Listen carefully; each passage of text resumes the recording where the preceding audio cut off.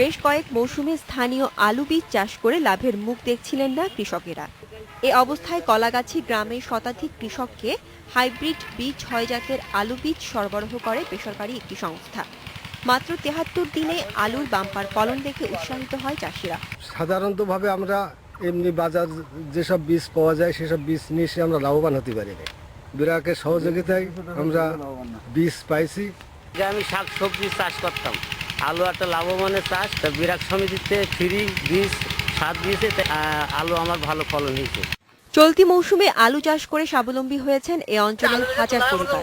কৃষি বিভাগ বলছে, শার্শা উপজেলায় এবার ৪২০ হেক্টর জমিতে এই আলু চাষ হয়েছে। শার্শা উপজেলাতে ৪১০ হেক্টর জমিতে আলু চাষ হচ্ছে।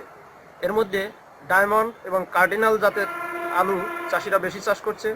এবছর আলু চাষের জন্য অনুকূল আবহাওয়া থাকায় চাষিরা ফলন বেশ ভালো পেয়েছেন।